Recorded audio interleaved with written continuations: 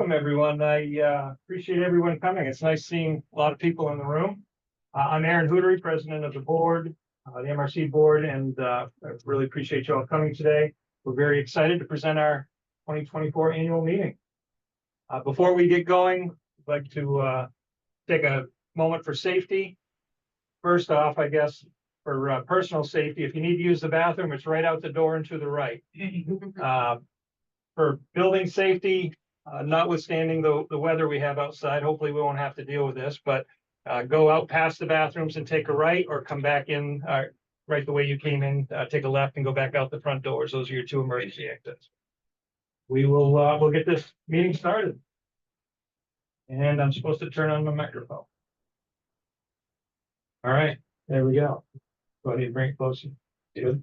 Okay.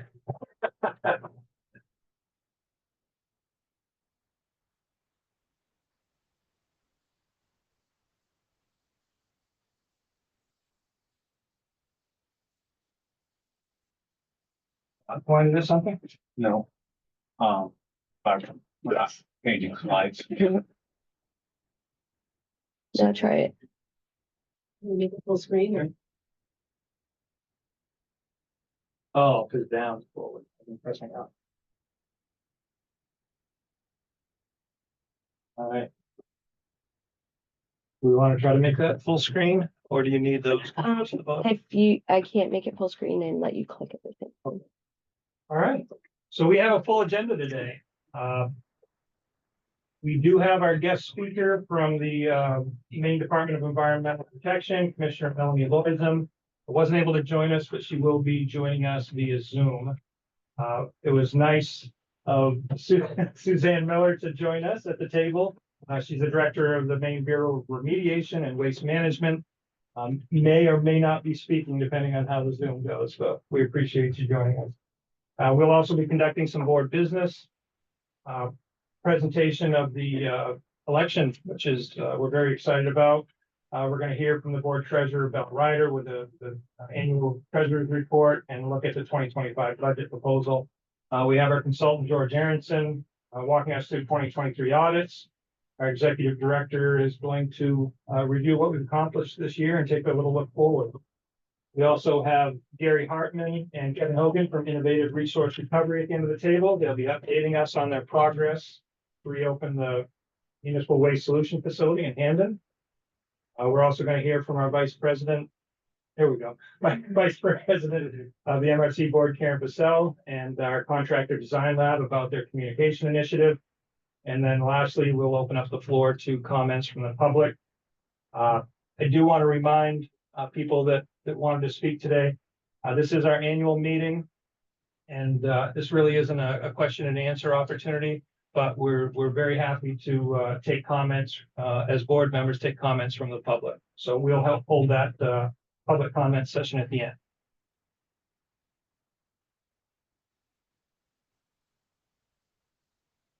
All right, we're good.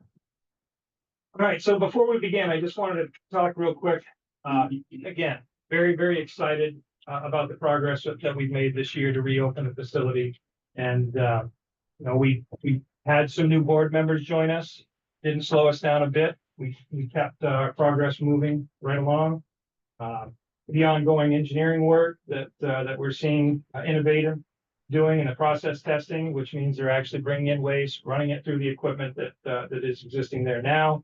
It's just very, very encouraging to see this kind of action happening. Board members are also privy to kind of the behind the scenes administrative work that's taking place to ensure that we have a smooth startup. This is all happening because of this collaborative process between the MRC and Innovative Resource Recovery. And that collaboration is representative of the shared ownership that we have a nice little diagram of up here. Between shared ownership of municipal waste solutions between the two parties. When MRC purchased the Hamden facility from the Fiberite bondholders, we did own or have 100% ownership of the facility, but really didn't have the wherewithal to get that open back up. After extensive vetting and many meetings with Innovative, we entered into a partnership and sold them 90%. So that's where the 90%, 10% partnership comes in. And this public-private partnership of the MWS facility is really a marriage of their private sector operational excellence and our public sector assurance of continuity. This is really kind of an ideal match for both of us. This partnership will allow MWS to provide members with state-of-the-art waste management, compliance with state of Maine recycling guidelines, and planning for future services of even more waste management in the future that our members really desperately need when we start looking at some of the other things besides that residential waste. So very, very exciting. And we're all looking forward to seeing trash trucks unloading in 2025. And I'm sure we'll hear more about that later.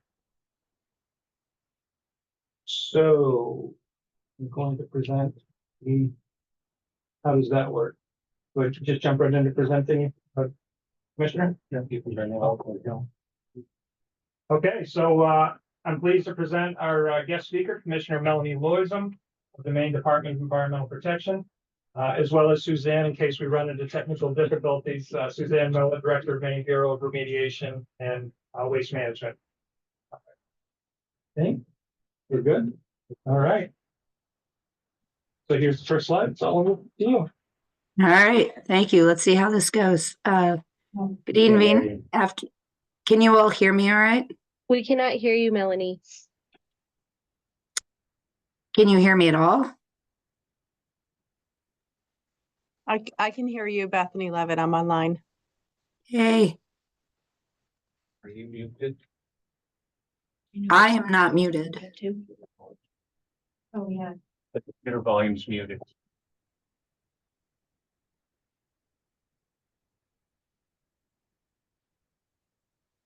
Can you hear me in the room? There we go. You're all set. Okay. Sorry about that. All right, no problem. All right, if we want to back up to the beginning here on the slides. There you go. Great. All right. Thank you, everyone, for tolerating my doing this as a hybrid presentation. I'm sorry I couldn't be in the room with you, but I promise you would prefer that I'm not there with you. So thank you very much for giving me the opportunity to join you remotely for your annual meeting. And my thanks to Suzanne for her willingness to step in just in case my voice fails or technology fails us somewhere along the way. I wanted to go over with you all some slides that you may have seen me present at a previous meeting, but I wanted to focus as I talk about them on your facility in particular in Hamden. But first wanted to go over the statewide picture. So bad news is that our municipal solid waste recycling rate in 2022, which is the last year that we have a comprehensive measure for at DEP, was 34%. And as I know that you all know, our statewide goal is 50% for recycling. Our average cost per ton for disposal was $87, while the average cost per ton for hauling recyclables was $441 in that same year. The amount of MSW that is disposed per capita in Maine has been increasing over the past decade. This is the exact opposite of what is supposed to be happening. Unfortunately, we have seen huge changes in recycling markets and a global pandemic, but we do know that markets are adjusting some. The pandemic is over, despite how bad I sound. And we know that we can do better than this. We are seeing important investments in Maine facilities, particularly yours in Hamden, for example. And I cannot tell you how critical we see your facility in Hamden to overall waste management in Maine. I will continue to say that to anybody who asks me. We at DEP say that to the legislature all the time. You have made a tremendous investment in that facility, and we really want to see it be successful. We know that the legislature strongly supports recycling efforts. We saw them make changes to our bottle bill program last year, which should help increase the number of redemption centers that we have in the state. We've also seen support for programs like the Packaging Stewardship Program. So we know that there's a lot of support for investment in improving waste management in the state, both at the public and the private level. Next slide. But then this is kind of where we are today. I mean, we don't always see bears in our landfills, but this picture, unfortunately, does sort of represent what you would see, right? What you're looking at here, this is funny, but it's not.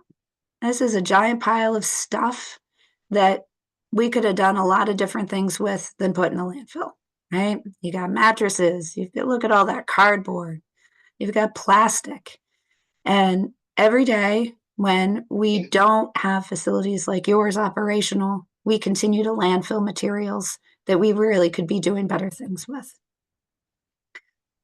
We know that landfills are a critical part of waste management in Maine, but these aren't the kind of things that need to be going into landfills. We need to save that space for other wastes that we don't have a better use for. Next slide.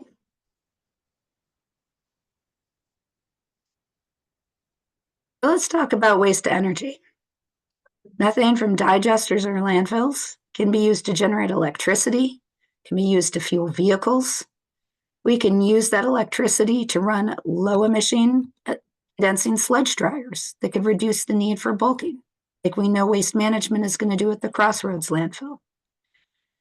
We know that dryer condensate can be far more easily treated for PFAS than landfill leachate can.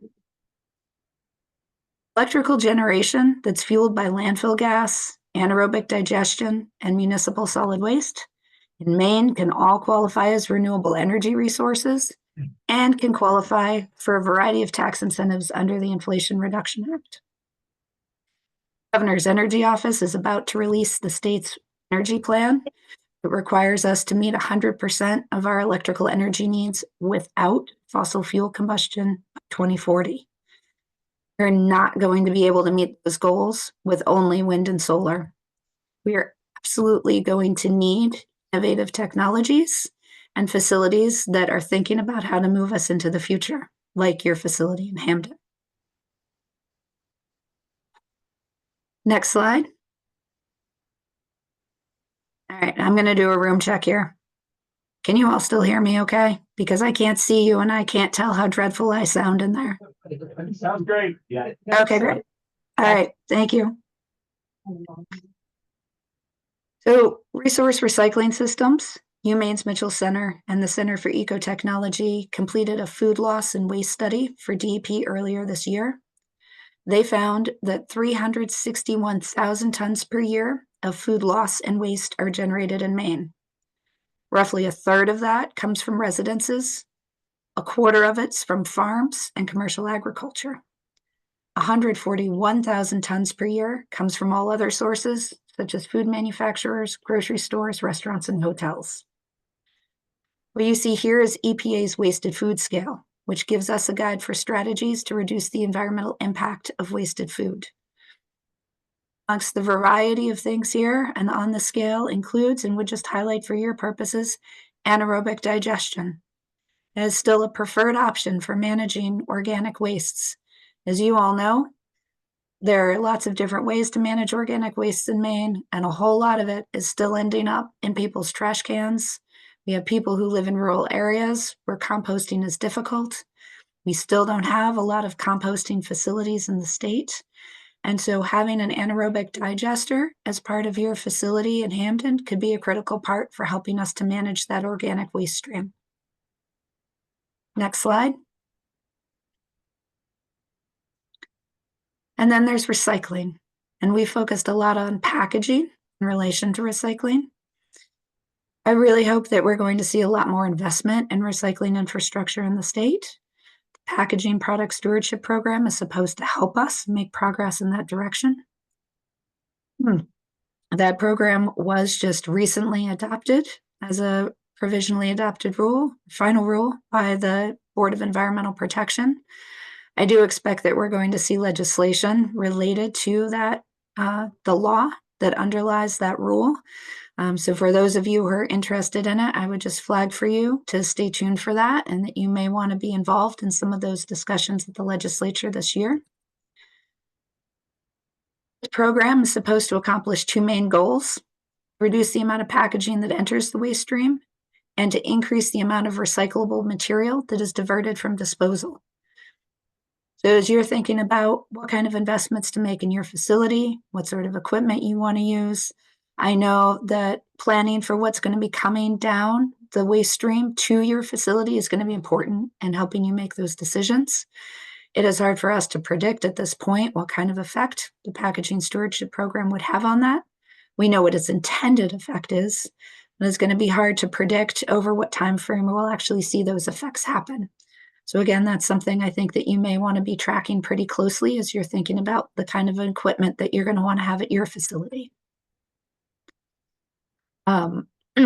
We did also just revamp the bottle bill, as I mentioned, and beginning in 2026, plastic beverage containers are going to be covered by that program and will have to contain at least 25% post-consumer recycled plastic.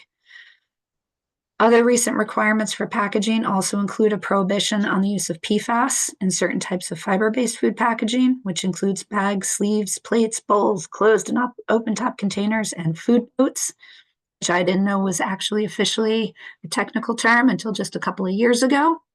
It's not just a cute thing that we call them. Apparently, it's a real thing in the industry. They are food boats, and they are now officially regulated by DEP, amongst lots of other crazy things we're in charge of. Beginning in 2026, there will also be a prohibition on intentionally added PFAS in containers for a variety of product categories and lots of other prohibitions. And so to the extent that you may be thinking about how to plan for that contaminant amongst others in the waste stream that would be coming to you, know that there are upstream source reduction programs that are coming into play that may have an effect on that. And so I would suggest that's probably not a contaminant that you necessarily want to be too focused on making investments in, because hopefully there'll be other changes in the materials that would come to you so that that's not something that you need to be particularly focused on. Next slide. Then there's climate change and storm debris management. As I understand it, what you have planned for the facility probably isn't going to have a lot to do with this, but as municipal representatives, just wanted to highlight the work that's going on with the Maine Climate Council and our Resilience Commission, recognizing that at the municipal level, the state and municipalities need to be doing more to plan for the kind of damage that we saw last December and January. Whenever materials get washed out into our rivers and our oceans, there's concern about that as pollution. It also does damage to structures. And so there's a lot of waste material that ends up generated by these storms. We encourage municipalities to plan in advance for having sites where you would collect that material, for having facilities where you would plan to bring it, and so that it's not in the aftermath of a storm that you're trying to figure out how to get that cleaned up. There is going to be a new Maine Office of Community Assistance that will be forming over the next year. They do have a director, Samantha Horn. She's going to be onboarding staff that are going to be brought from a variety of other state agencies. And the mission of that new office is going to be working with communities to help them plan for things like climate change, but also to engage in a lot of other municipal planning needs. Next slide. So here's a picture I stole from the internet of your facility very, very early on, and just wanted to come back to the question of how do you fit into the picture of municipal solid waste in Maine? Next slide.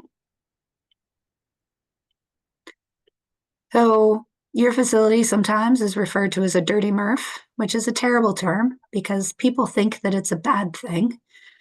We try to emphasize that it's not at all, and that a dirty MRF is a really important part of the infrastructure for waste management, particularly in Maine, where we don't have a lot of sorting of materials for our towns. And we're having all those materials combined in a bag and brought to a facility where they can be separated and processed there is a great option for some of our communities. And at its most basic level, some of the activities that Our plan for the Hamden facility, as simple as recycling and anaerobic digestion, are two huge key activities to making a difference in reducing the amount of waste that we could be landfilling in Maine. Next slide. So just to give you a sense of the scale of opportunity that we see at the Hamden facility, these are numbers from our last biennial waste management report, again from 2022. And you'll see that we landfilled over 500,000 tons of municipal solid waste in Maine. So that's not counting all the other stuff.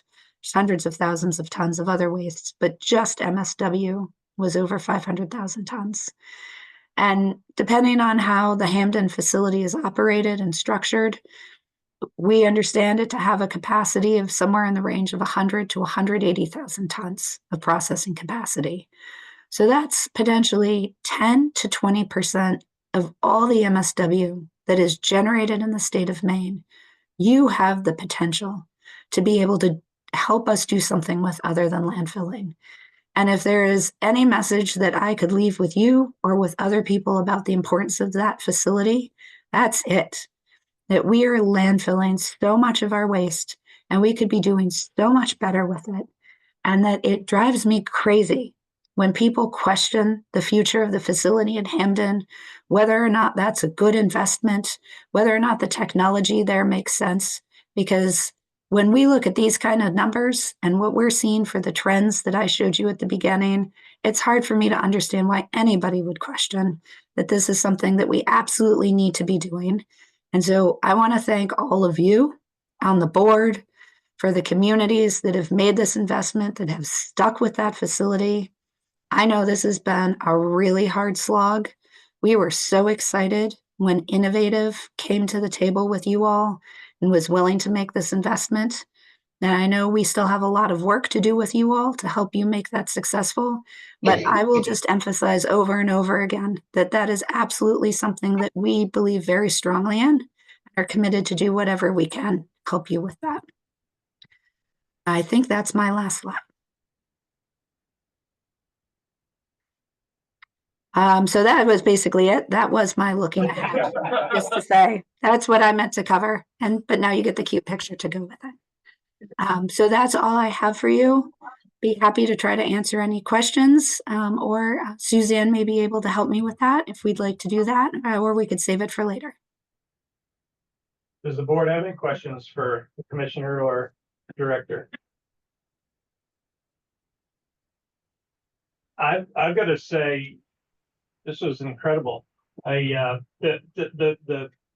lack of positivity that we hear about this facility in our community sometimes can be a little bit of a drag. To hear you talking this way about this facility, Commissioner, is really more than exciting. It's just great news, and I intend to bring this recording back and show it to my counselors. So I think this is very welcome.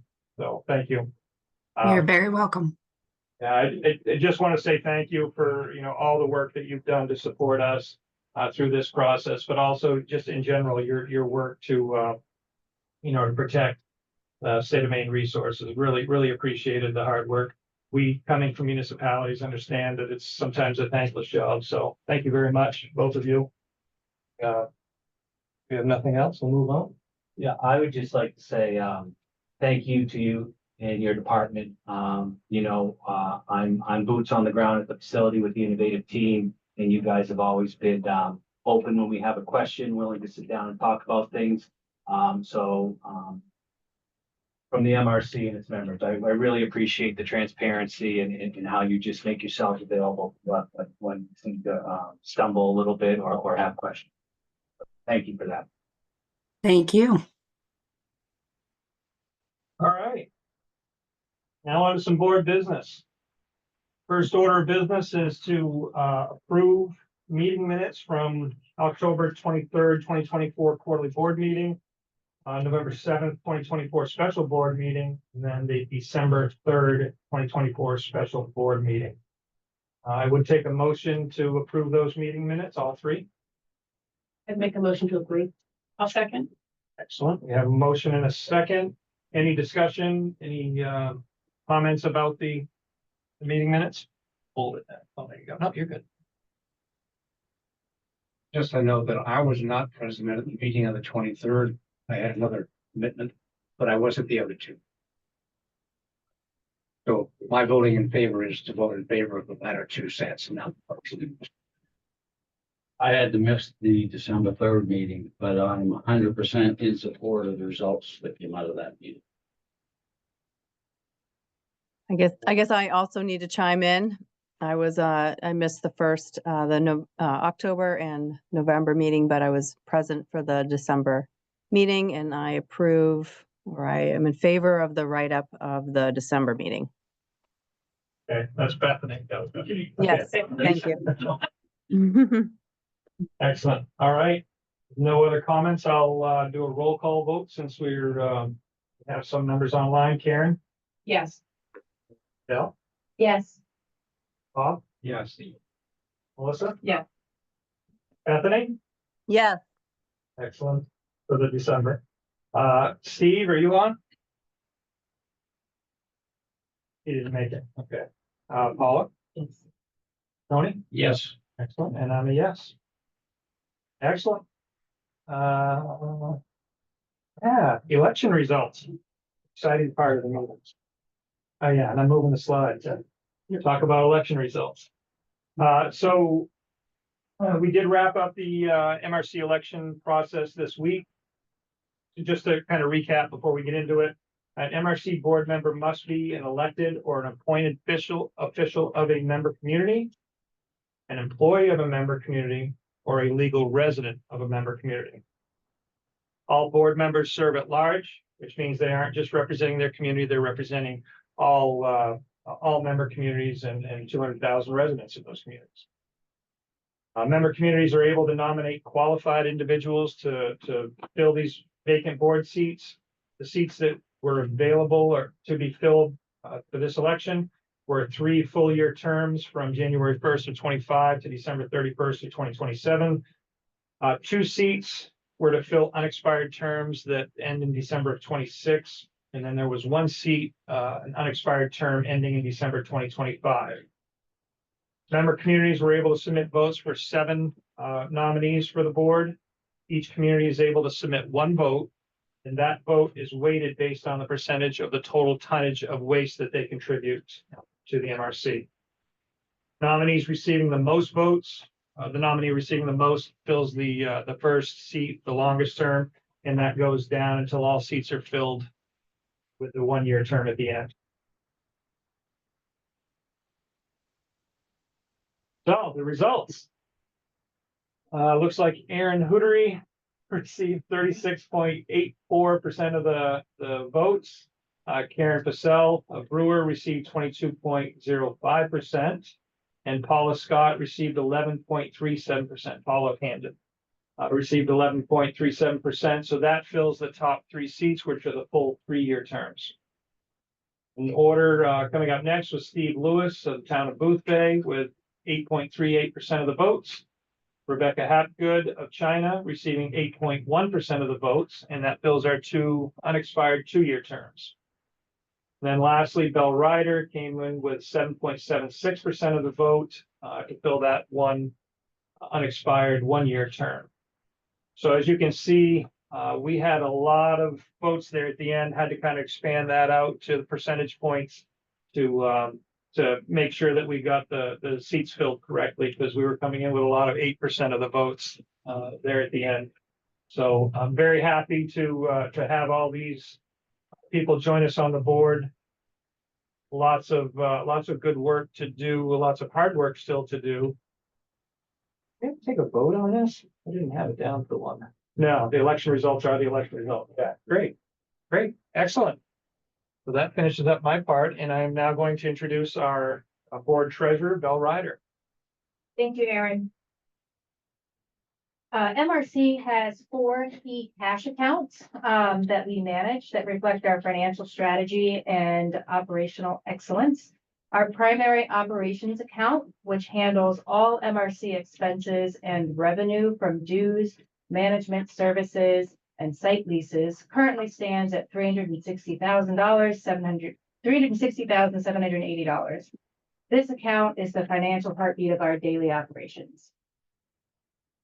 The contingency account represents a strategic financial resource holding approximately $1.1 million.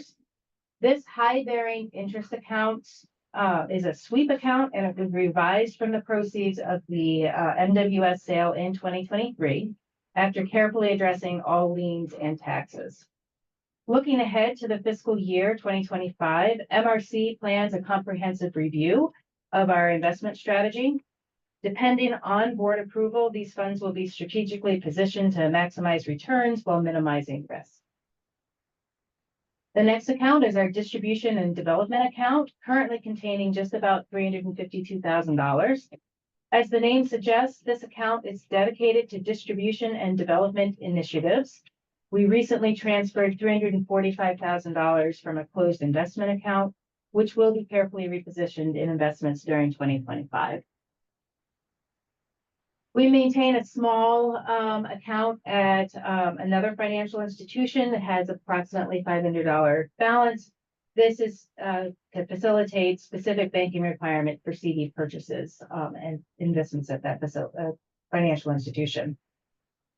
Beyond our cash accounts, we also have 2 wealth management accounts, which total approximately $1.2 million as of December 1st. This year marks a significant milestone, our first fiscal year in 3.5 years without the complexities of securing and supporting the Hamden facility. Notably, we've managed to maintain financial integrity by using only incoming cash flows, and we will have even managed to pay back $160,000 to our investment accounts by year end. Financial security remains our hallmark. Our membership dues and tipping rates have remained consistent throughout these transitions. MRC's long-term agreements guarantee tip rates subject to the annual CPI adjustment, which was officially posted today, and that is sourced from the Department of Labor's Bureau of Labor Statistics. And to the board, congratulations on a truly exceptional job of regaining financial stewardship. I'd also just like to add a personal note. I came in as a replacement for Sophie Wilson, who was a treasurer for a very long time through many complex financial operations. And I am glad that I get to just sail in here on the heels of that effort and provide a glowing financial report. Next slide, please.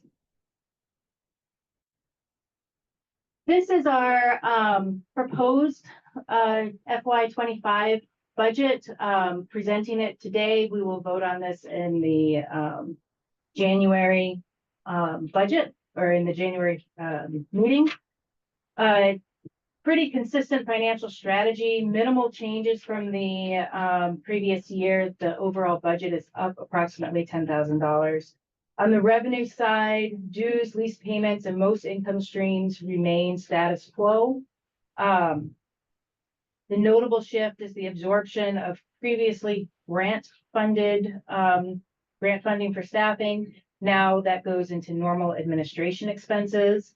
Legislative advocacy costs, management service fees, and utility reimbursements continue to be consistent, and there are no plans to draw from reserves or investment accounts at this time. Next slide, please. Expenses are a similar story of strategic planning and management. Administration costs have increased due to new staff and additional office space, but this is balanced by significant reductions in financial services and consulting. These decreases stem from investment into additional staff and in-house software that will allow more services to be handled internally. Most other expense categories like legal, insurance, and marketing remain stable. This proposed budget also continues the organization's commitment to financial responsibility by maintaining paybacks to wealth management investment accounts for the 3rd consecutive year. The only notable expense increase outside of administration costs comes from MWS utilities, which is a pass-through and reimbursed in the revenue line. This increase, we are excited to say, will be attributed to the equipment being turned back on at MWS, a detail the Innovative Resource Recovery Team will elaborate on shortly. Overall, the budget reflects MRC's focused approach, investing in internal capabilities, maintaining fiscal discipline, and positioning the organization for a sustainable future. And that is all I have to say about that. Before I open it up for questions from the board, I gotta say that whether it was Sophie doing all the hard work, you still gotta take some credit for it. We'll all take the credit for it. This is a great place to be, really is a great place for all of us to be financially. So, questions, comments from the board for Dell? I'll just say the same as you, Aaron. It just seems really nice to see some positive figures there.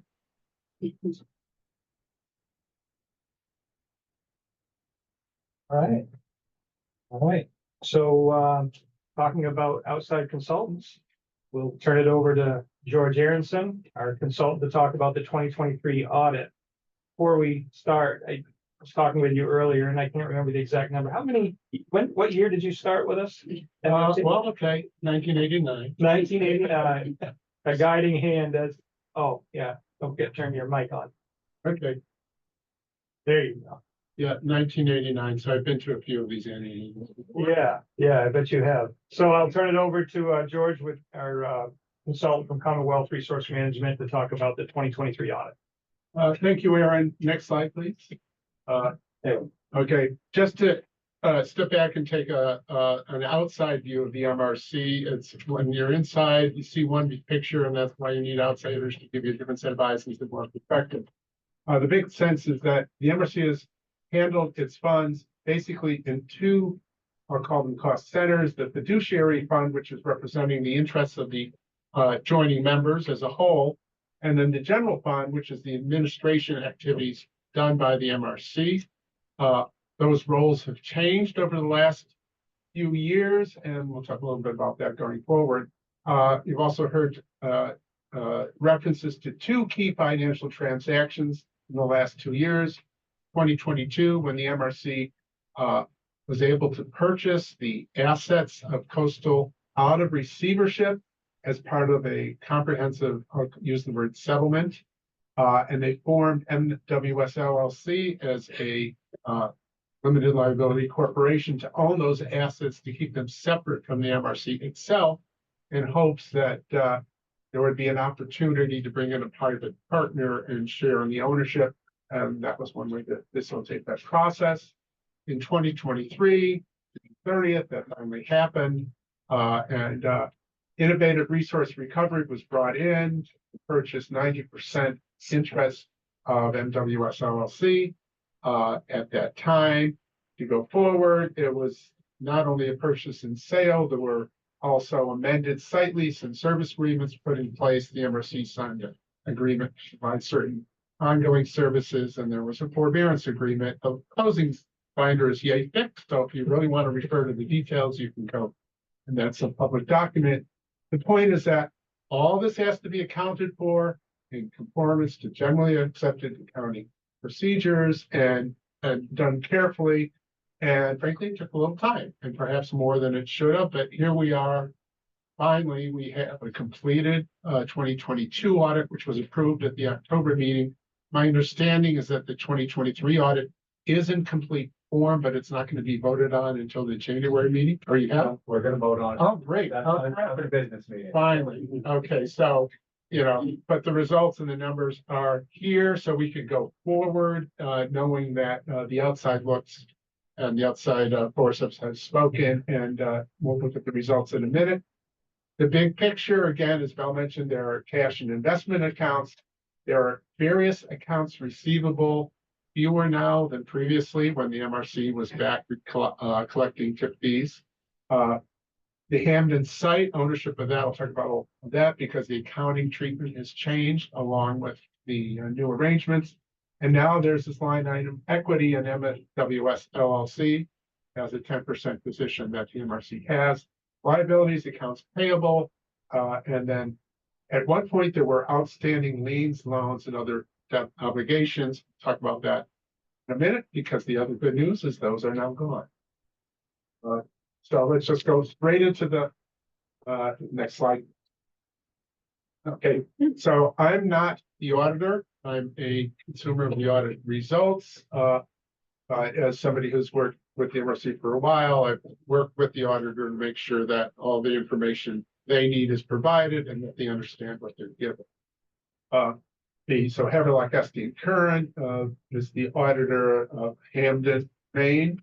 As I mentioned, the 2022 audit was accepted in October, and this is the presentation of the 2023 audit for the period ending December 31st, 2023. If you see some numbers that look a little different for Bell's, hers are 2024 numbers. These are December 23 numbers. There are a few differences there. We can reconcile them if you want. The audit findings, the good news is that the financial positions and activities are presented fairly in all material respects. So we can put this audit on the website and be confident that it represents what the MRC's position is. And it's always nice when the auditor says there were no disagreements or significant difficulties with management, which is also a significant finding because sometimes these proceedings are contentious. This was complimentary, and we worked through a set of fairly complex arrangements to get to a result that I think represents fairly. A couple of adjustments in 2022. There are always adjustments, but receivables and accruals are handled, and there's always a learning process when doing new things to record them properly. And there's a contingent sale component in 2023 as part of the sale arrangement. And again, we had to go through some accounting to understand how that would work.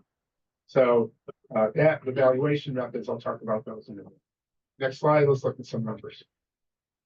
Okay, Mike, your first heading is blocking 2022, but that's okay. This is just, again, to give you a sense of where the MRC is. I mean, there's lots of good news here. I think it's no surprise that when the MRC was working through receivership and then purchased the facility out of receivership, it was straining its resources, and that since Innovator's been brought in and we've made the sale of the position in WS LLC, that finances have turned around and cash and investments show that. The contingent sale payment receivable is, again, this is the second part of the sale. That's funds that are projected. This is an estimate, what the auditor will recall a significant estimate because there are still conditions that have not yet occurred that need to be satisfied in order for that those funds to be received.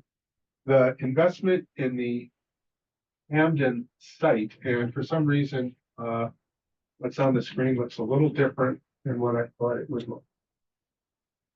Give me a moment. Let me just reconcile what I expected to see with what I'm looking at.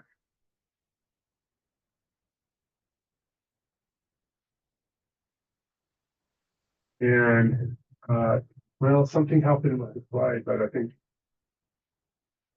because the 36.5 should not be there, that's an error. And there are a couple up, and okay, we'll get past that. The 36.5 should not be there. That's an item that refers only to 2023. Part of it is that and the 65,000 should not be there either. So I don't know why those two numbers are there. Because the investment in Hamden site in 2022 was based on the book value of what the MRC invested, purchased, and improved the site. And so that is actually now that the deal was made with MWS or with Innovative, that is being accounted for separately, essentially as a site financing agreement receivable, so that the $5 million is what the current value is on the MRC's books of the site on the basis that there's a long-term lease with Innovative. I'm not going to go into that in more detail, and forgive me for not having had the access to the slides to make the corrections before we got on the screen. But one of the things that we're saying is we always knew that the 1.1 million significantly underestimated the value of the site, and I think the 5 million is a much closer number to what its market value. I think the Other receivables, you can see in 2022, and you can see also other payables. At that time, the MRC was involved in collecting tip fees from the municipalities and in paying disposal costs. And so there were always receivables, there were always payables. Those numbers today are on the other receivables is basically a transfer from the general fund that was due as of December 31st, 2023. Speak into your microphone. I'm sorry, why don't I move the microphone here? Is this better? Yeah. Oh, much. Okay, my apologies, and thank you for speaking up, which I obviously wasn't doing enough. I think the other important number here is the equity in MWS LLC. Obviously, the MRC sold off 90% of the position, so the number now on its book is much lower. On the other hand, what we're seeing is the contingent sale receivable, which makes up for that. So if you put it all together, the MRC has actually seen a step up that's significant in its total assets. And I'm just going to go through this fairly quickly.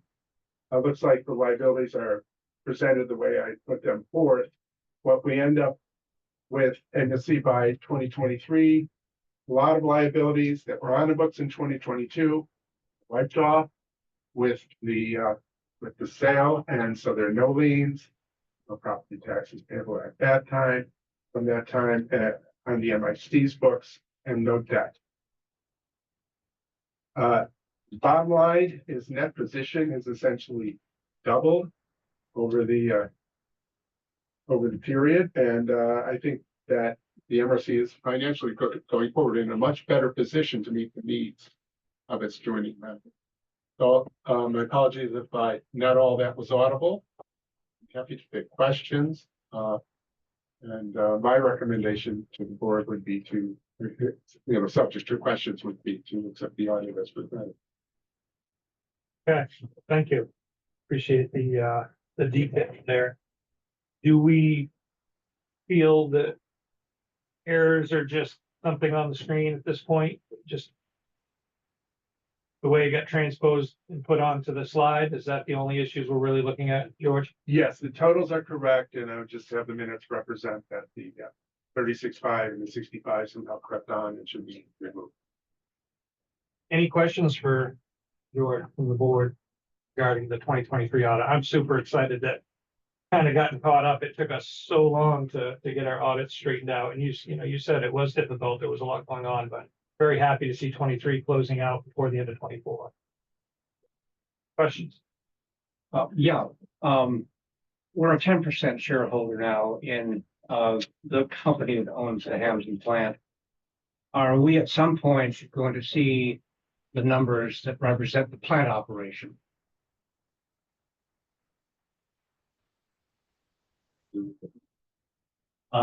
Yeah, so remember, MRC hold a position on the MWS board.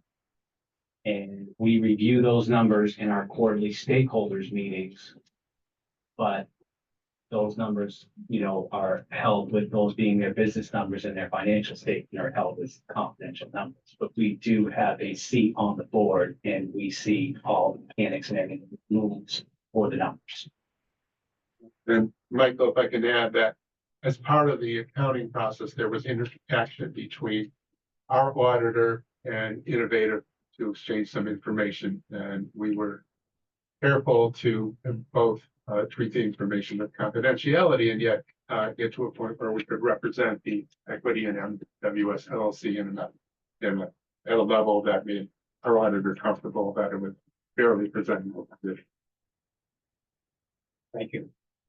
And with no disagreements or significant difficulties, right? We got there. Yeah. Good. Any other comments, questions from the board? No? Yeah, I'll take a motion to accept the audit. I would move that we accept the 2023 audit. So moved. Second, I'm sorry. Okay. Excellent.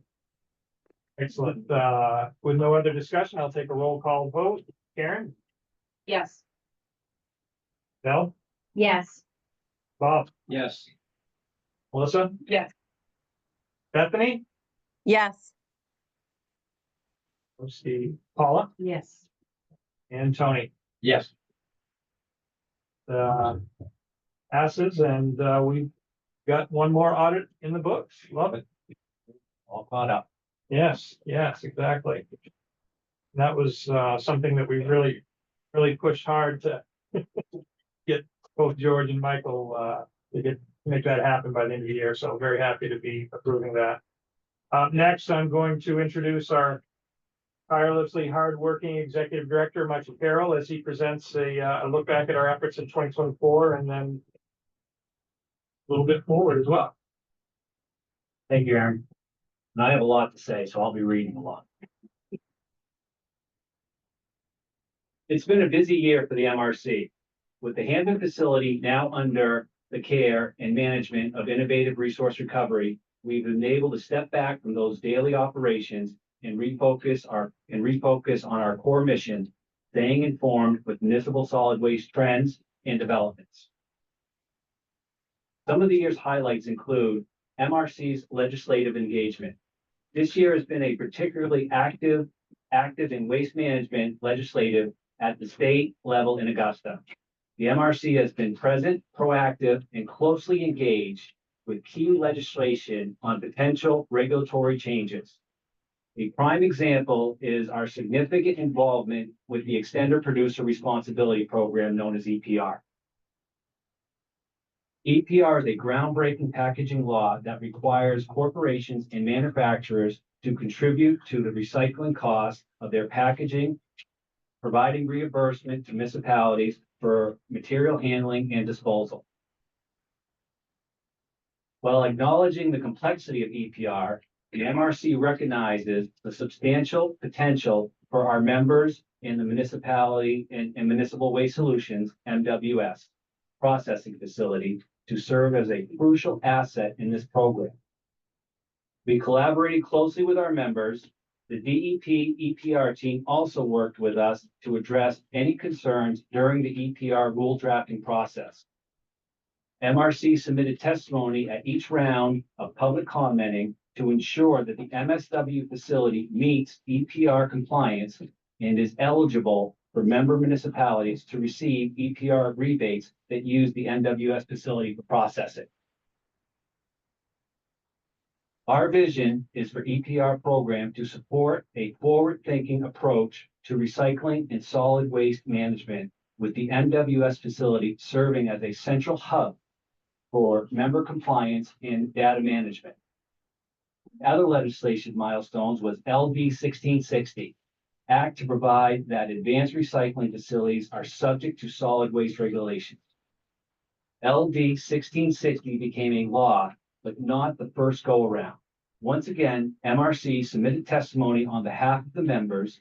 Senator Carney of the Environmental Natural Resource Committee noted on the second round, LD 1660, that the amendments were made to the proposed bill to narrow the scope, reflecting many concerns released by the MRC in a prior session.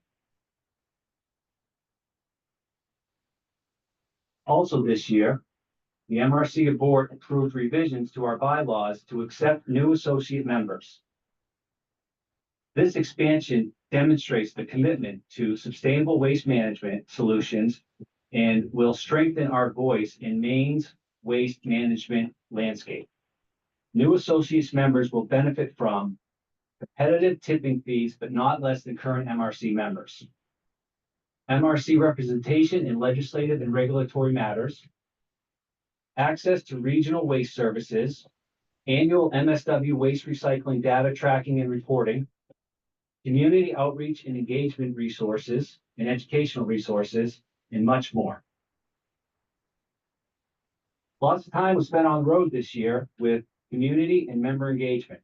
The MRC was invited to join the Maine Climate Council Materials Management Task Force, MMTF, a significant opportunity to represent our members in the state's climate planning process. Created in law in 2019, the council's work is crucial to meeting Maine's climate goals through Maine Won't Wait 4-year climate plan. The MMTF was chaired by our own Commissioner Loisum and Dr. Cindy Eisenhower, Associate Professor of Anthropology and Climate Change at the University of Maine. The task force consists of approximately 40 experts with robust backgrounds in waste management, green energy, and regulatory environmental impact. We were also able to get out and visit all of our members over the last year. MRC staff met with town managers, community staff, and toured their transfer stations. These visits provided invaluable opportunities to witness firsthand our members' work on the ground. These interactions have deepened the understanding of challenges and successes within the MRC network and provided practical solutions. On September 12th, MRC and MWS observed National Truck Drivers Appreciation Week, recognizing the crucial role our waste drivers and crews play in keeping communities clean and running efficiently. I visited drivers armed with Subway gift cards, refreshing Gatorade, and bottled water. Each driver received a heartfelt thank you letter from the MRC, its members, and MWS. The smiles and appreciation witnessed during these interactions were remarkable, serving as a powerful reminder of the essential role these individuals play in our waste management, operations, and community health. This was also a significant year for MRC operation improvements. We added an MRC office and staff at the MWS facility in Hamden. We now manage all the waste logistics, including invoicing for MWS. As of August 1st, MRC went live handling its own operational financial entries and check runs, which has reduced costs of many third-party services we previously utilized. A shared drive was created for the MRC board, allowing the MRC access to pertinent information such as permits, accounting, legal, marketing, and critical documents. Slide 2. In 25, MRC will still be committed to deepening our engagement with our communities and expanding our strategic support for members.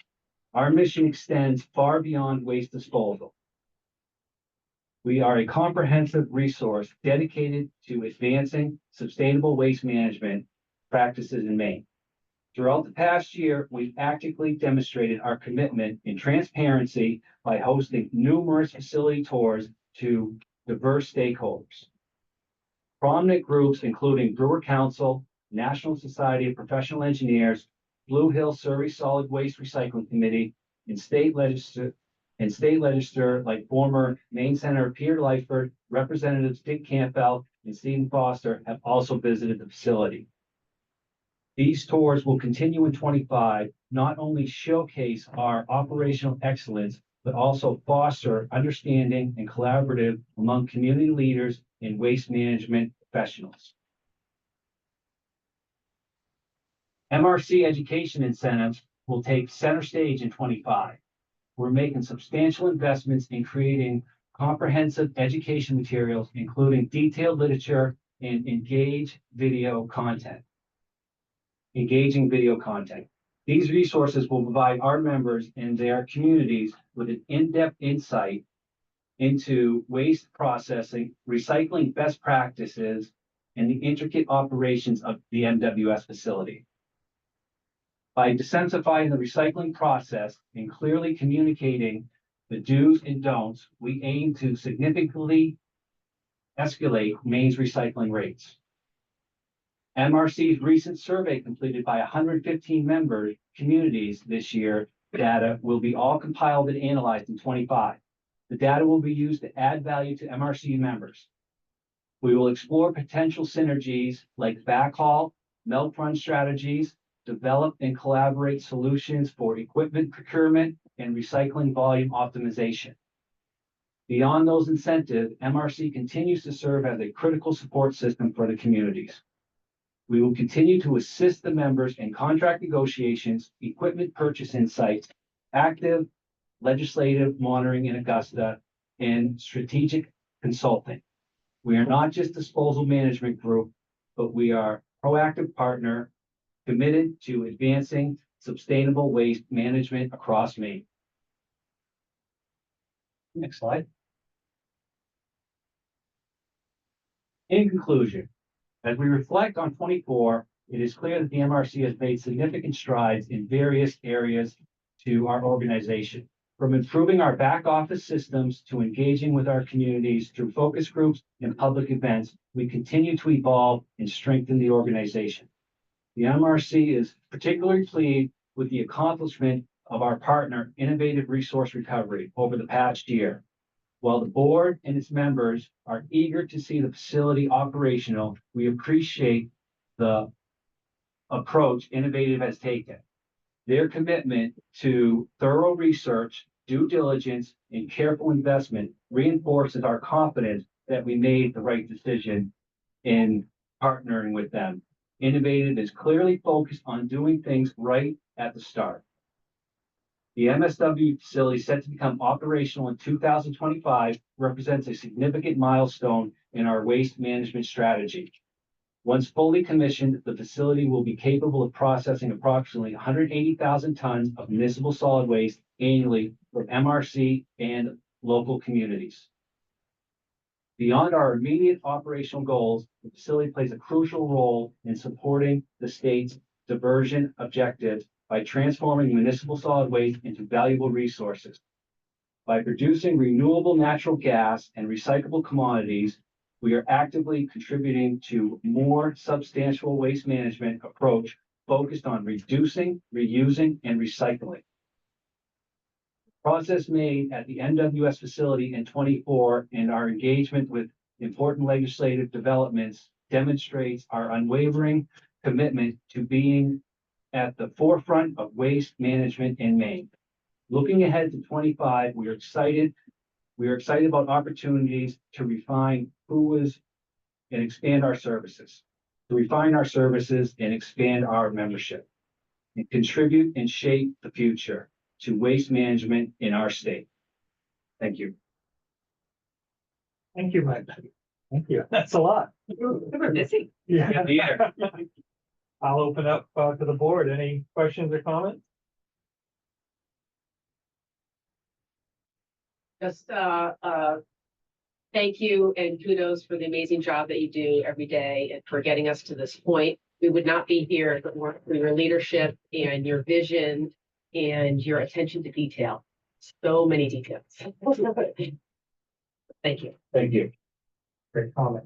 Great comment. I just want to point out, you know, you are forward focused, you're high level, you're dealing with all this stuff, but you take the time, and I really appreciate the fact that you take the time to recognize Driver Appreciation Week.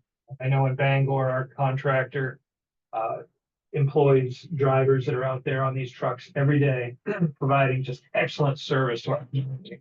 Bless you. Excellent service to our community, and you know, they do it day in and day out, and we have residents who look for those, you know, they know the drivers and they look for the drivers out there on the route. So taking the time out of your schedule, with as busy as you are, clearly with everything we accomplished this year, you've been busy, to get out there and show them that we appreciate their efforts is huge. So thank you from the bottom level to the top level. Bob. And I just want to reiterate Mike's comment about visiting the communities. He visited our town, and it was a really important visit, people to make that connection directly with MRC after how many years of upheaval and uncertainty.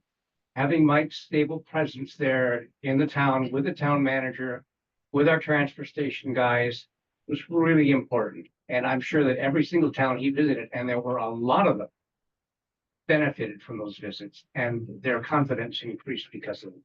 Thanks, Mike. Welcome. Thank you.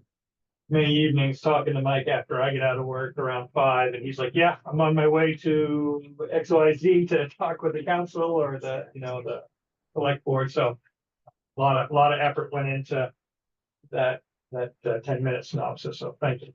Thank you. Was it 10 minutes? I tried. I don't know. Yes. All right, so moving on, next I'd like to introduce Gary Hartman and Kevin Hogan of Innovative Resource Recovery to talk about their work to restart the MWS facility in Hamden. Thanks, Ellen. And I guess I'll pile on. We also want to thank Mike at, Innovative. In addition to the board level activities that he mentioned to you, Bob. Use the mic. I'm sorry. Is it all right? Is this better? You need to lean in. Okay. Oh, sir, yeah. All right. We also want to thank Mike, in addition to the board level, activities that he mentioned to Bob. He's really part of the MWS team. He helps us out every day. And Barbara are both, integral to our operations, both interacting with third parties. Mike did a great job taking care of the facility before we got there, so he knows how everything works. And just kind of helping us, work through the normal things that a company does that starts up. So we, I don't know if it's a second, a third, or a fourth, but we'd like to jump on the thanks, Mike Carroll, bandwagon, to start off. So in terms of municipal waste solutions, I guess we would acknowledge that this isn't going as fast as everyone wants, including ourselves. We'd like to start as soon as we can. But we do feel like we've made real progress. We've invested real dollars into this, and we're kind of getting to that phase, and we're excited to turn the page and start actually using this facility. And so, to that end, we built out the team. We're now up to 8 members. You guys have all met Gary. We just recently brought on some more people in the finance department to help us as we ramp up for actual operations and accepting waste. We brought on a co-op from the main merchant maritime, on board to help us around the facility. And so we're getting there. I'll call it from the senior level, and then we plan in the very near term this year, we'll talk about actually start bringing on, I'll call it the line level folks and people that are going to be moving waste for us. So we're excited about that. We've mentioned this in previous meetings. We have formally engaged the key technology vendors that we need here. So they are pushing ahead on getting everything ready so we can be in a position to turn the key and get things going and smooth and the way that makes sure the facility operates as quickly. So that was a big step. Throughout the year, we completed 10 trials at the facility, which accepted waste from 6 different communities. And those were focused on both making sure we could receive the waste we wanted and test the feedstock to ensure it was viable for the anaerobic digestion process, which it was, more than it appears to be, which is great. Additionally, we worked hard to secure the permits needed, and we completed substantial repairs on the facility, which are just wrapping up now, which should allow us to return to I'll call it safe return to operations on a limited basis starting next quarter. So we're very excited about that. We've also started to actually purchase physical equipment. That started last quarter, our most recent one, which we thought was relevant, just given what's going on. We did move forward with the purchase of a company or a system called Fire Rover. This is an active fire suppression system. It's best in class in the waste industry, and it just ensures that, we wanted to point that out just to reinforce when we operate, we want to operate safely and make sure the facility is able to keep going once we turn the key. So those were kind of the high level things. There's obviously a lot behind that. We can turn the page and I'll just flip it over to Gary for 25 outlook. So we go to the next slide. Response.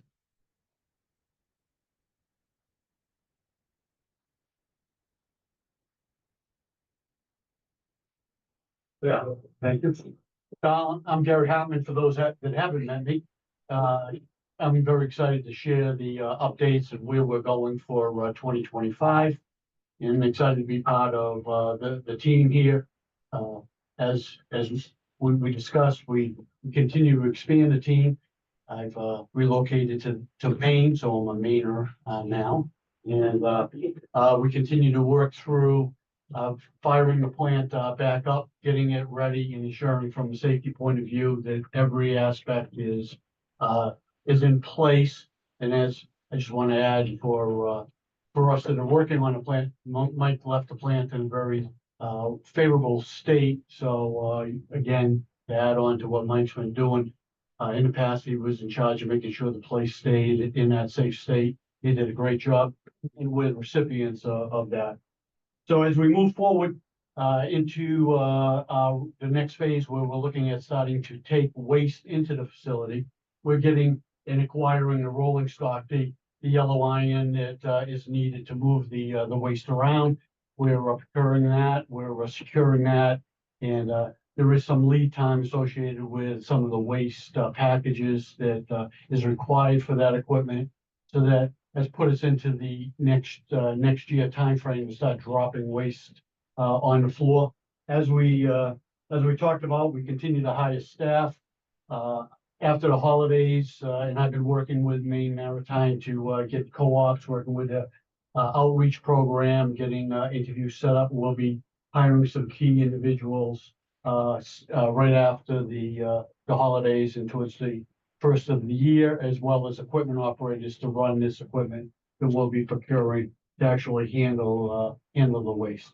As Kevin mentioned, we purchased a fire rover system. This system is an active, fully integrated, standalone fire suppression system. It's monitored 24 hours, 365 days a year. It's completely self-contained. It detects fires and is able to suppress the fire while at the same time calling the fire department. So it can suppress fires, put out fires, as well as control the fire until the actual professionals show up. This will limit our exposure, limit the facility's exposure to any of the recent events with things like lithium batteries and so forth in the stream that we get. On the development, the MRF piece is being finalized. We're in the final stages of approving a change in the equipment that we'll be using. And the change is really associated with prepping the material to feed the anaerobic digester. And because of this and some other development pieces, the digester piece is slightly behind schedule, but we expect to complete that in the coming months and have a firm engineering design accomplished for the AD. And the MRF we expect to be running after but when we purchase it, we'll be running somewhere in the middle of next year. We'll be installing and firing that new equipment up on the MRF side. The last thing we continue to do is work on third opportunities to move our material. So we're not only looking in the short term of what we can move, but we're looking long term for items that would be considered unsellable. The film that the bags are, the trash is in, it's a very hot commodity to move. We're working with a third party, have an agreement with them, and we expect to have a formal agreement. We're in talks with them that they would take that material and be able to actually recycle it. So we're looking at every aspect of all the material coming in and ensuring that we can not only leverage the commodity piece, but as Mike said, and we've heard from the beginning, really reduce and capture every aspect of the material coming into the MRF so it doesn't end up in a landfill. Yeah. All right, so the biggest thing I heard there and I underlined was operations in Q1 2025. We'll have some trash dropped on the floor. That's enough for me. Get this going. That's great news. No, very, very happy to hear that. Thank you. Questions, comments from the board? Go ahead. Can you say anything more about your potential contract for the film plastic and what type of recycling it might be? We have to be careful. There's a lot of confidentiality involved in it. They put it in bold.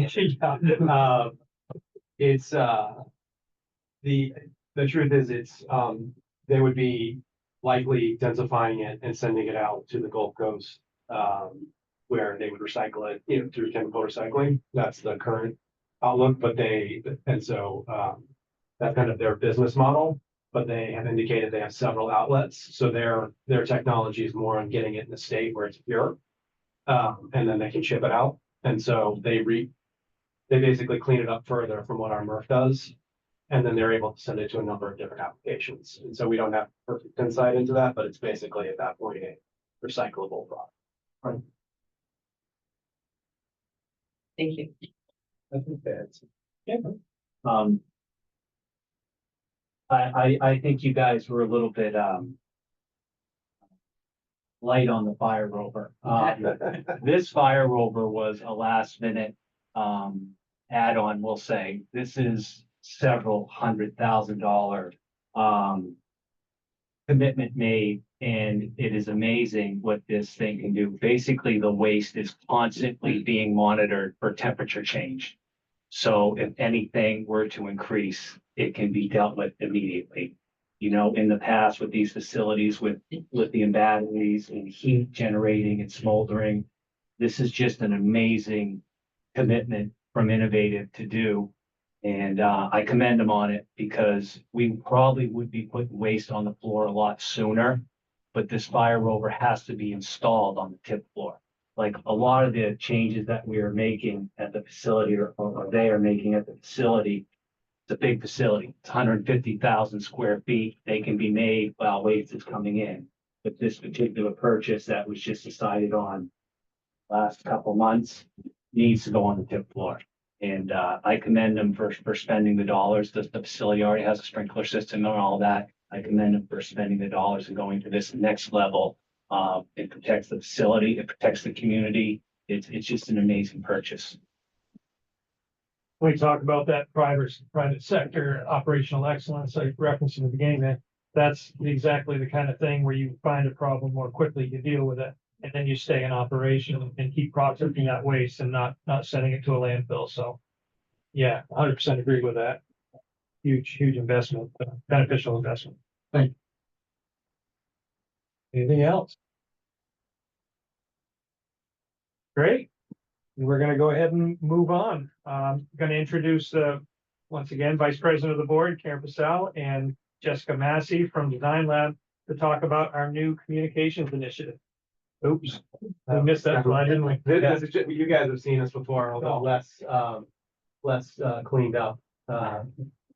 You guys have all seen the slide before, although probably in a less refined version because I did it. But this just kind of walks through our process. So it's not.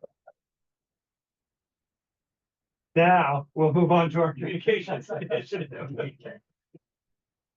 Thank you, Aaron. I will hold it close. There you go. All right.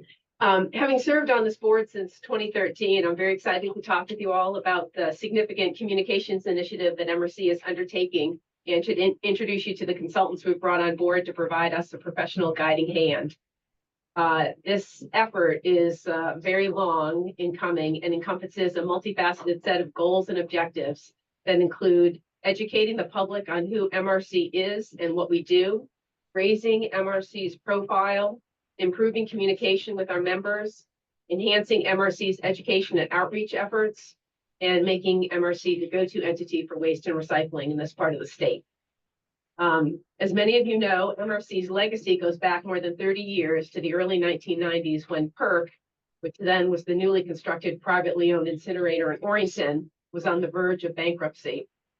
Communities, which at that time all had individual contracts with PERC, realized they would be much more effective working together, and the Municipal Review Committee was born.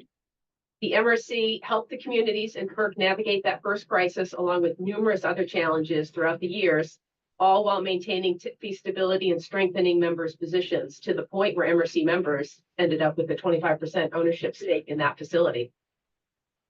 MRC's management oversight of its members' PERC contracts was wildly successful for those of you that lived through those years. Much thanks to our consultant, George Aronson, as well. But MRC's work went largely under the radar. MRC was very effective, but very quietly so. MRC was not splashy in its accomplishments. It just got the job done. But as a result, outside the waste sphere, MRC was largely unknown. And even within the waste sphere, many people were not clear on who the MRC was and what it did. That lives through to today, I think. And of course, the name Municipal Review Committee didn't really help any. I mean, I guess it was functional for capturing the role in its early years, but it did nothing to embody the mission and purpose the organization grew to represent over those decades. And the name didn't and still doesn't capture anything really about who the organization is, and therefore is really easy to forget or hard to remember. You pick which one. I know some of you have heard this before, but I love to tell the story of my introduction to the MRC, which I think helps illustrate MRC's sort of lack of recognition. It was back in 2009, and I had been a finance director at the city of Brewer for 9 years at that point. And I got a survey that came across my desk, and it was about the future of PERC and waste and post-2018 waste options. And it had questions like, would we be interested in buying PERC? Would we want to take on debt to facilitate members' ownership of the facility? And immediately I was like, oh, got my attention, my hackles up. I'm like, who are these people? Who is this MRC? What is this? What do they want? It seems sketchy to me. I felt like they were them. I didn't know who these people were. I didn't know what they wanted, or why did they want our money? Why did they want to use our money for this? Like, we definitely did not want to own an incinerator, all these things I felt. I just didn't know. I was ignorant.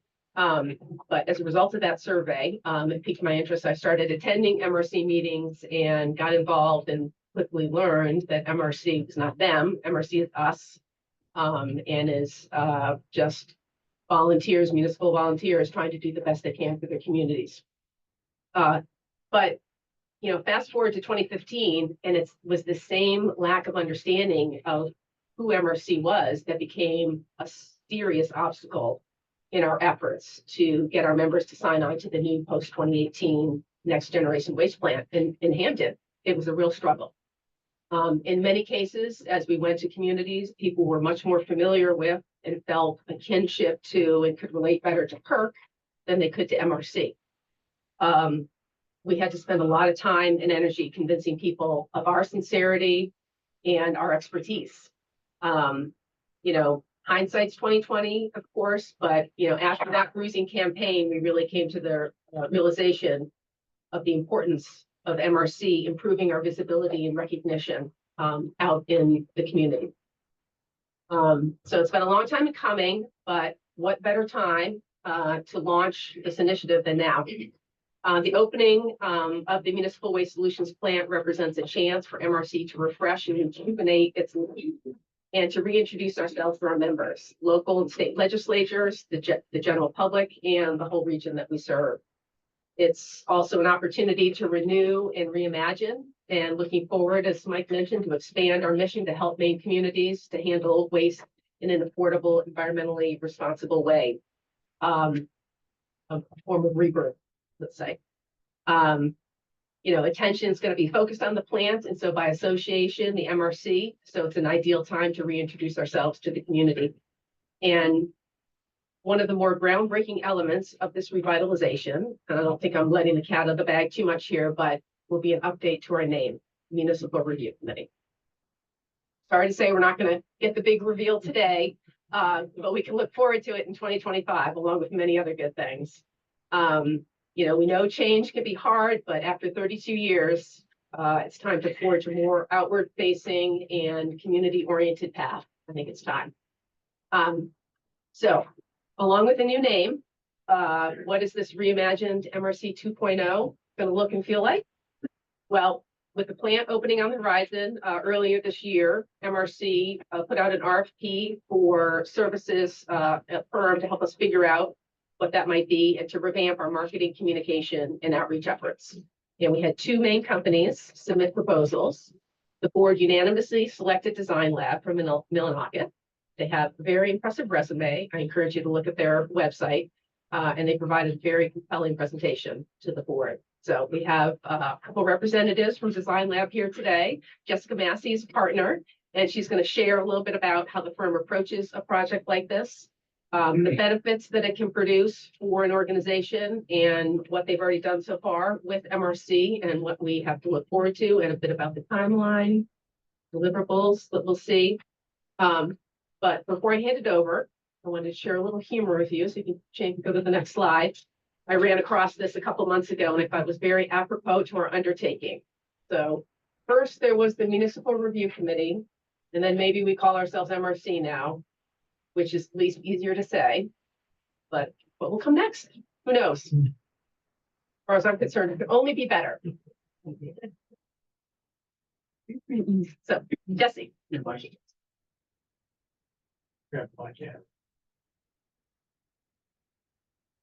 Next slide. So, hello, everybody. My name is Jessica Massey. I'm with Design Lab, and I fully acknowledge that I'm one of the few things standing between all of us and the refreshments over there. So I'm going to try to keep this really quick. My firm is in Millinocket. We're a designing and marketing firm, and we've been MRC's partner for about 6 months. It's been a really busy 6 months. We've worked with Mike and the board on research and informational building blocks that are going to help us make good decisions next year and beyond in terms of communication and the plan. We've developed a situation analysis. We've done the marketing and communication plan. We've had a series of focus groups with the community, and we've really been able to put together a solid base for the work that we plan to do in the future. So I want to start by pointing out that building a brand, if you look at the graphic on the screen, building a brand is so much more than just, hanging a shingle outside a door with the logo on it. It's a lot of work. And I want to engage all of you in a little imagination exercise before I talk further about that. Imagine in the next couple of weeks, we're all at a Christmas party and you're standing around with your friends, maybe having a drink, and some guy jumps up on a chair and says, hey, I want everybody's attention. Look at me. I'm the most handsome. I'm the funniest. I'm entertaining. I want all of you, or maybe some of you, to come with me and we'll have a good time. Let's go. So you're standing there. You might be thinking, who is this guy? You might be amused. You might be a little disturbed. But one thing is for sure, you're not going to leave with him. And you're going to try to avoid him because you don't know who he is, right? You don't have any relationship with this guy. Yet, so many brands, as they communicate with you, they do that very thing, right? They tell you how great they are, but they do nothing to invest in you and a relationship with you. And before you ask something of someone, you need to have that relationship, right? And so Mike, for the past year, and even before that, has done a great job of building those relationships, of engaging in the communities that the 115 communities that represent the membership of MRC. So we want to continue. We're not going to approach this in a one-directional way. We're not going to tell everybody how great we are. We're going to continue to build these relationships. It's a lot of work. You can see, it's a construction project, really. And with Mike has gone out to the communities. The board does a good job of being an ambassador for the work that MRC does, and we want to fortify that and continue with that.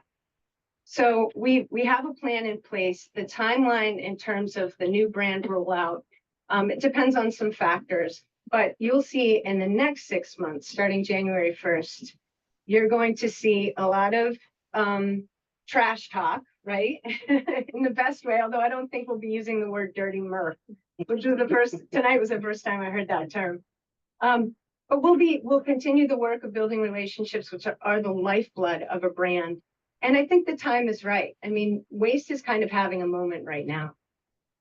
There's a lot of, we all know this because we're in the space, but amongst the general public, I think there's an increasing appreciation for the value that's in the waste stream. I think that there's a growing understanding of the circular economy and the benefits to a community writ large of responsible management of your waste stream. So the time is right. The time is right to introduce MRC. The time is right to focus on the value proposition. So it's more than just describing what we do. It's really leaning in on the benefits that MRC brings to a community, whether that's educational materials that municipal leaders can give to their constituency, whether that's advocacy in Augusta, whether that is negotiation on contracts. These are real benefits and real values that MRC brings to the community, and we'll focus on that in the upcoming year. So stay tuned. 2025 is going to be a great year for MRC. Thank you. Thank you. Wow. That's great. That's a lot. But you really laid it out well there. Ken. Thank you. The need for us to start educating people and not have that mystery of the MRC and what are you, what do you do? Make that more obvious and start creating those relationships. It's awesome. Do we have any comment, questions from the board?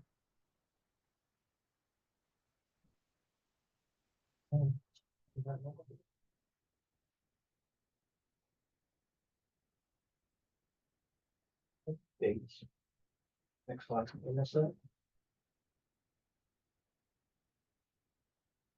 All right. We feel like before we go to that, I wanted to talk real quick about, our upcoming meetings. We have quarterly meetings. Next year, first quarter, January 22nd, April 23rd, July 23rd, and October 22nd. A lot of work being done at those meetings. We welcome the public at those meetings.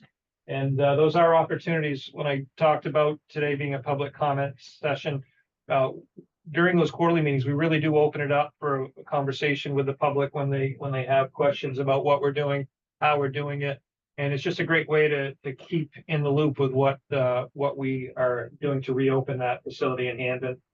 And as it opens, refine those operations to serve our members better. So these are important meeting dates.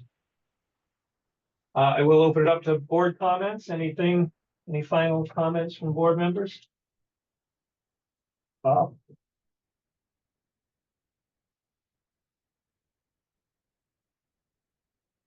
It's been a while. And this is a great meeting.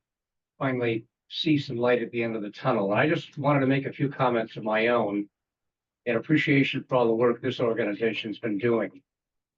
The MRC board, its members, and its executive director embarked on an unexpected journey when the Hampton plant, then known as Fiberite, shut its doors in the spring of 2020.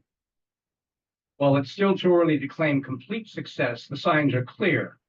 We can safely say that the road to a reopening has been cleared.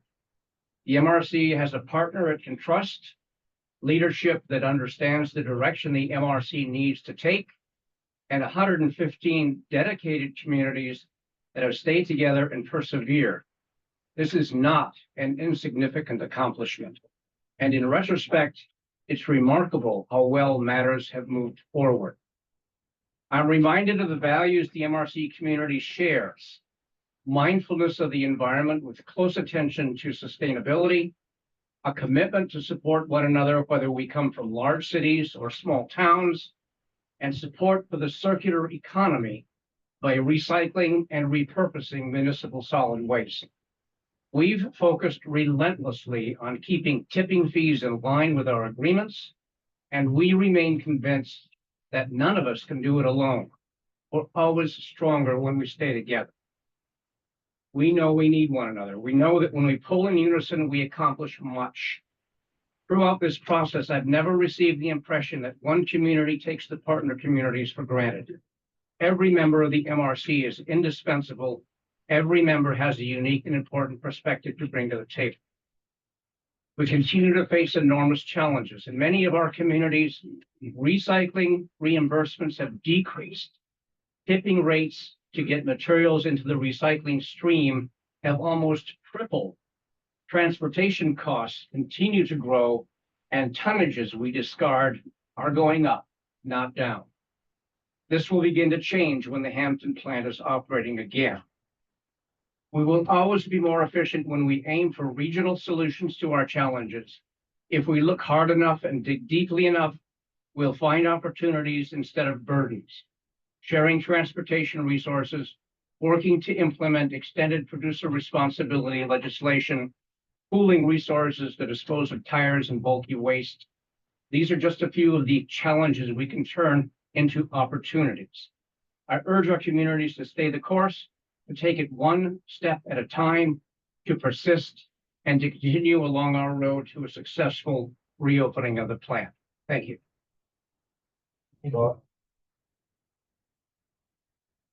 Other comments, questions? See anybody jumping up? We'll open it up to public comment now. Any questions from our attendees today, or any comments, I'm sorry, from our attendees today?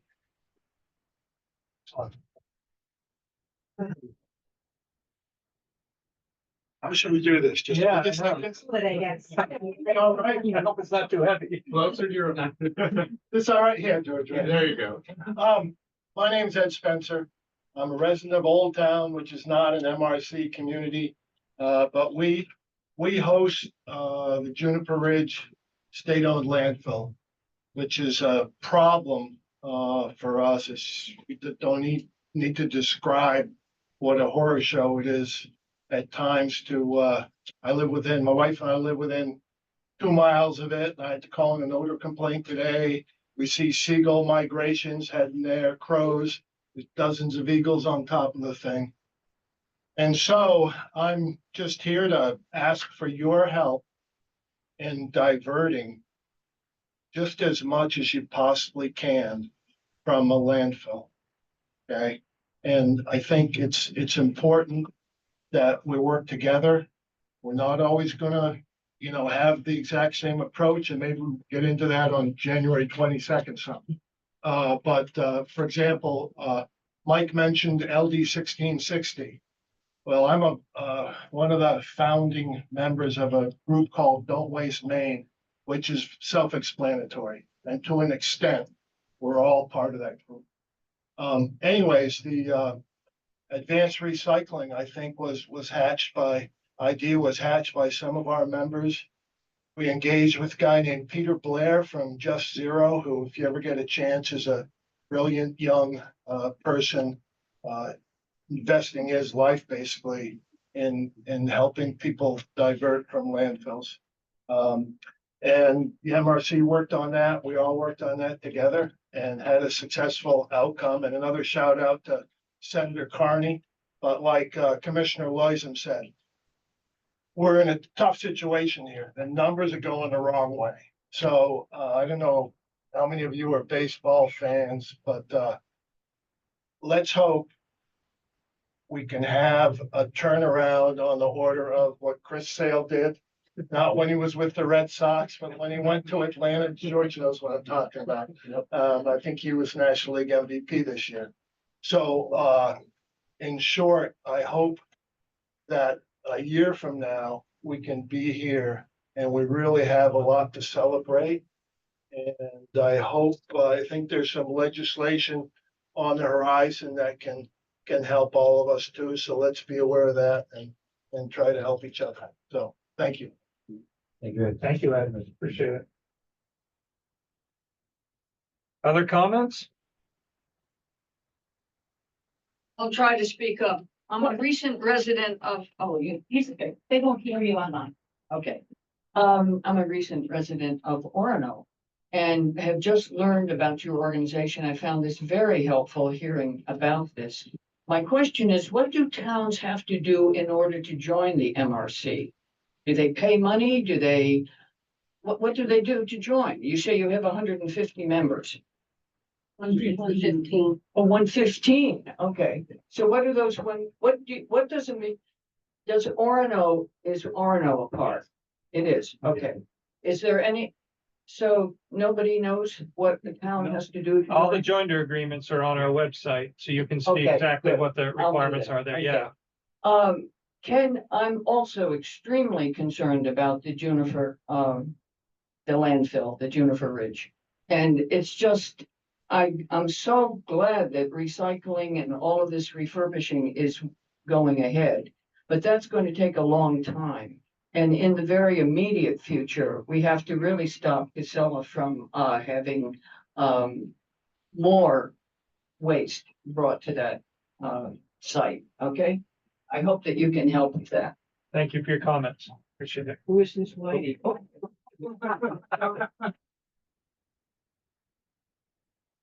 Any other public comments?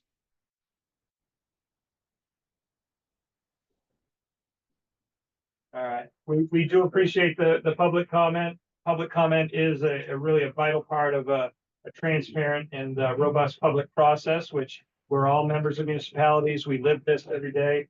And we do appreciate your contribution, your statements today. And Ed, we do look forward to celebrating next year all our successes and reporting out how much we've diverted from landfills. So that is all we have. Thank you very much for attending. We are going to. What? Oh, yeah. So through the door here, we are having a little reception. Appreciate you all being here. Look forward to talking to you next door. And we are adjourning this meeting. Thank you. Thank you. Yeah.